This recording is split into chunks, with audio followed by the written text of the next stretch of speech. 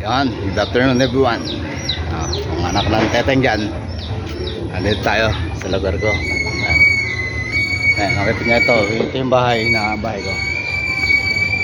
Nakita nyo guys, titengin lang ako dito sa mga kasama ko na gumawa. Ayan, makita nyo yung bahay.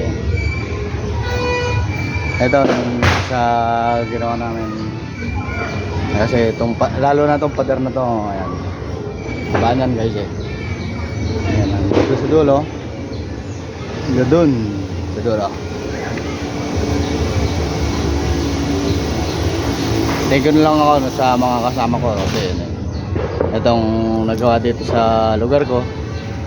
Ito pa medyo maayos-ayos yung likuran ng bahay. Ayan. Tapos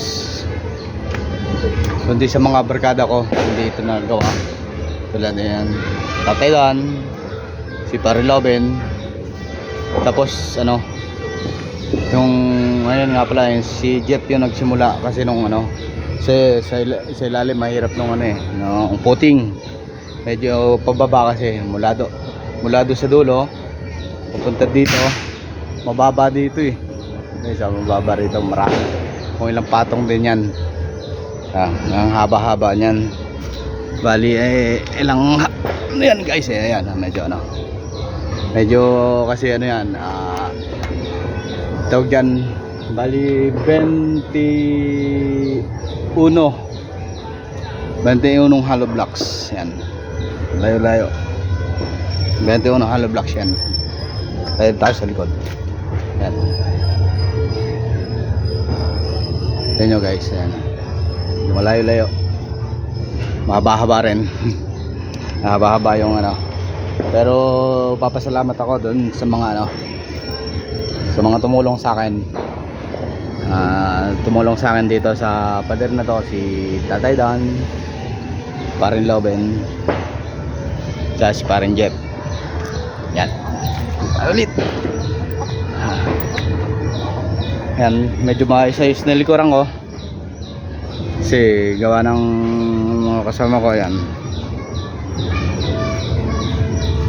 sa likuran na kasama sila Pare Roel. Tinulungan lang ako rito.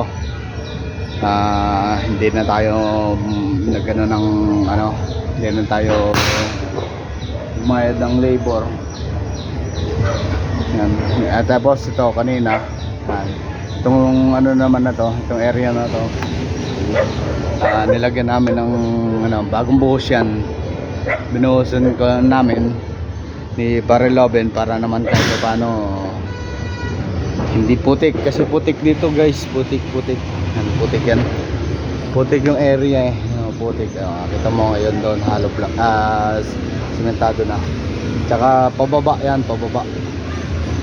ay kulang pa ng tambak, kaya kahit paano papasalamat ako doon sa mga kaibigan ko na kahit paano yung pader naayos ko yan, pader ko. Tapos ayan, kasi guys yung ginamit ko dong tubo D4 yan, panay D4 yan, tatlong poste yan, tatlong poste na yan, panay D4 yan, kaya lang may dugtong, nakita nyo may dugtong, pero ang lalim nung nakabahon ginawa namin kasi iba'y lupa pa dito pa island, kaya ito nakita nyo may dugtong dito maliit. Kasi may dugtong, dinugtongan ko kasi ng para dito lalagyan ko ng sa taas bob wire yan doon, pantay-pantayan, nakapantay naman na yan doon kasi yan, isa na yun, nakapantayan guys. Kasi hirap din naman, baka mamaya akatin. Kaya kahit paano inanuhan ko yan, may bakal pa kasi yan, panay D12 bakal yan, may mga bakal, may mga D12 yung bakal, tapos may horizontal tsaka yung diagonal horizontal nya, panay D12 yan. Kasi gusto ko mas matibay, and then naka-weld, winelding ni Tatay Dan, kasi si Tatay Dan may welding yan tungkol sa pader ko. Papasalamat ako sa mga kaibigan ko dahil Ito pa no, yan yung isa sa naging project ko ngayon. Yung project ko, tinulungan ako ng mga barkada ko. Sarap lang. Kahit pa paano, may barkada mo, tulungan ka. Hindi tayo bumayad ng labor. Kahit pa paano, maganda, maayos-ayos to. Guys, oh, kita nyo yan. Maluwag-luwag pa naman kasi. Yan, siguro lalagyan ko ng isa sa mga magiging alaga natin. At ito paano, meron tayo na alagaan dito. Okay guys, ganun na lang. Ayan, nakita nyo sa pader para dito sa atin safety. Isa sa naging project ko ngayong